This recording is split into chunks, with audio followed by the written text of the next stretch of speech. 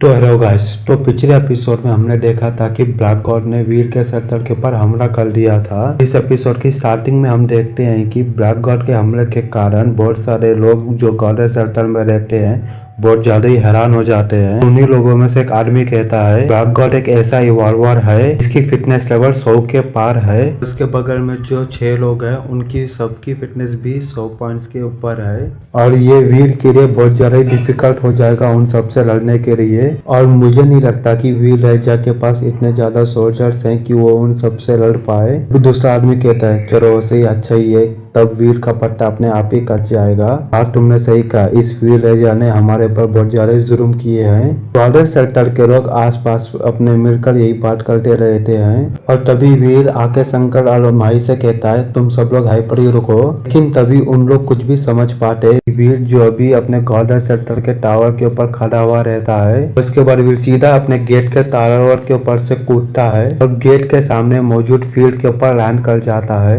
और फील्ड पे लैंड होते ही वीर अकेला ब्लैक गॉड की ओर बढ़ने लग जाता है और तभी ब्लैक गॉड के 6 टॉप एलिट लोग में से एक आदमी कहता है वीर तुम बहुत ज्यादा ही एरोगेंट हो, अकेले ही यहाँ पर आ गए हो हम सबसे लड़ने के लिए। और तभी दूसरा एलिट कहता है क्या तुम हमारे बॉस को सीरियस नहीं ले रहे हो। तभी गॉडेस सर्कल में जितने लोग रहते हैं वो लोग भी बहुत ज्यादा शॉक हो जाते हैं। एक आदमी कहता है आखिर वीर कर क्या रहा है, तुम्हें नहीं पता वो वहाँ पर जाके सरेंडर करने वाला है। और तभी वीर चलते चलते ब्लैक गॉड के सामने आ जाता है और ब्लैक गॉड से कहता है तुम्हारी इतनी हिम्मत हो गई कि तुम मेरे सर्कल के पार आकर हमला करो, क्या तुम भूल गए कि उस कंपटीशन में मैं तुम्हें किसी बुरी तरीके से हराया था। और वीर की बात सुनने के बाद ब्लैक गॉड कहता है हार जीत तो चलती रहती है लेकिन जीत तो उसी की होती है जो लास्ट तक टिका रहता है। और मैं ये भी मानता हूँ कि तुम्हारी मार्शल आर्ट स्किल बहुत ज्यादा ही अच्छी है, पर इस बार तुम अकेले ही नहीं लड़ रहे हो। उसके बाद ब्लैक गॉड अपनी तलवार को वीर की ओर पॉइंट करते हुए कहता है वीर राजा मेरे सामने घुटने के बल बैठ जाओ और अपनी हार को मान लो।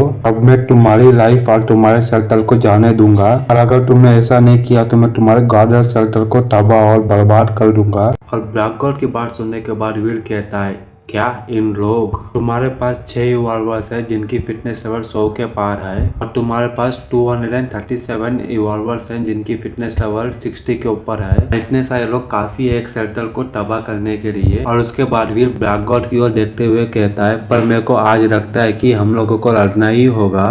तभी ब्लैक गॉड अपनी तलवार को उठाते हुए कहता है फिर तुम चुपचाप अपने घुटने के बल बैठ जाओ और सरेंडर कर दो, मैं तुम्हारे और तुम्हारे सर्कल को जाने दूंगा। तभी वीर हंसते हुए कहता है तुम्हें जल्दी ही पता चल जाएगा कि तुम कितने ज्यादा ही पागल आदमी हो और तुम्हारे इस पागलपन पर हंसने के लिए तुम अभी जिंदा ही नहीं रहने वाले हो। उसके बाद वीर ब्लैक गॉड के ऊपर हमला कर देता है और ब्लैक गॉड भी अपने टॉप इवॉल्वर्स को कहता है वीर के ऊपर हमला करने के लिए। और तभी उस समय गॉडेस सर्कल के टावर पर जितने भी लोग रहते हैं वो सब के सब शॉक हो जाते हैं। क्या तुमने देखा वीर राजा अकेले ही चला गया ब्लैक गॉड से लड़ने के लिए, ये आदमी वाकई में पागल है। फिर दूसरा आदमी कहता है जल्दी जल्दी से शेल्टर के गेट को खोल दो। जल्दी से शेल्टर के गेट खोल देते हैं और जाके सरेंडर कर देते हैं, नहीं तो उन लोग वीर को जान से मार डालेंगे। जल्दी जल्दी जल्दी जाके शेल्टर के गेट को खोल दो। लेकिन तभी उस समय माही कहती है खबरदार अगर कोई भी आदमी शेल्टर के गेट को खोला तो, अगर कोई भी आदमी शेल्टर के गेट को खोलने जा रहा है तो आदमी वहीं पर ही मारा जाएगा उसी समय।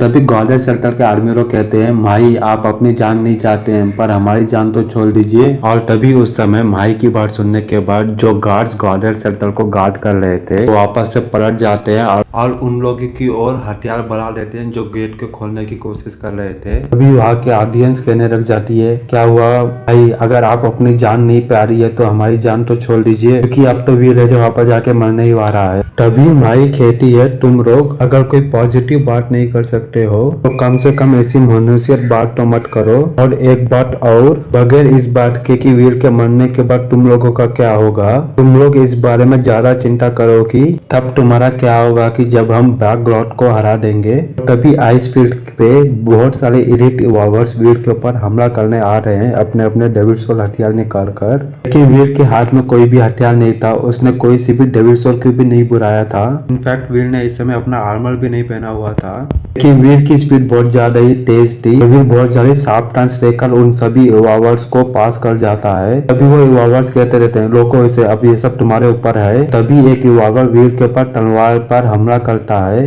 लेकिन वीर की स्पीड बहुत ज्यादा ही फास्ट रहती है। वीर आराम से उन सारे युवावर्स के अटैक को डॉज कर लेता है। तभी वो सब युवावर्स मिलकर वीर को घेरने की कोशिश करते हैं और वीर एक एक कर उन सभी युवावर्स के घेरे से निकलता रहता है। उसके बाद वीर बहुत ज्यादा ही फास्ट टर्न लेकर उन सभी युवावर्स के घेरे से कूद के निकल जाता है। ये सब होते देखते हुए वो सभी युवावर्स के चेहरे पे 12 बज जाते हैं और वो सब लोग एक ही चीज कहते हैं, वीर बहुत ज्यादा ही फास्ट है। और तभी ब्लैक गॉड भी ये सब देखने के बाद बहुत ज्यादा ही हैरान हो जाता है कि इतने जल्दी वो इतना ज्यादा स्ट्रॉन्ग कैसे हो गया। नहीं, ये इम्पॉसिबल है। कुछ समय पहले के हिसाब से भी बहुत ज्यादा ही बहुत ज्यादा ही स्ट्रॉन्ग हो चुका है। पिछली बार जब हमारी लड़ाई हुई थी उससे, फिर अब उससे कई ज्यादा गुना ताकतवर लग रहा है। तभी ब्लैक गॉड अपने आर्मी को कहता है वीर के ऊपर हमला करने के लिए। तभी ब्लैक गॉड के नॉर्मल सोल्जर्स के हमले से आसानी से बच जाता है। तभी उस समय वीर अपने मन ही मन में सोचते, पहले तो मेरे को लग रहा था कि मैं एक चेस का मोहरा हूँ, लेकिन अब मैं खुद एक प्लेयर बन चुका हूँ। तभी ब्लैक गॉड वीर को अपने और करीब आते देखते हुए मार डालो उसे। लेकिन तभी वीर क्लाउड शेप का इस्तेमाल करते हुए बहुत ज्यादा ही ऊपर कूद जाता है। तो उसी समय माही वीर को इतना खतरनाक स्टेप उठाते देखते हुए बहुत ज्यादा ही हैरान हो जाती है और वीर के ऊपर चिल्लाने लग जाती है, वीर क्या तुम पागल हो। माही अपने मन ही मन में सोचती है, ये आदमी एक नंबर का पागल इंसान है। इसने तो अपना आर्मर भी नहीं बुराया हुआ है। आखिर वो अकेला इन सब लोगों से कैसे लड़ पाएगा, ये बहुत ज्यादा ही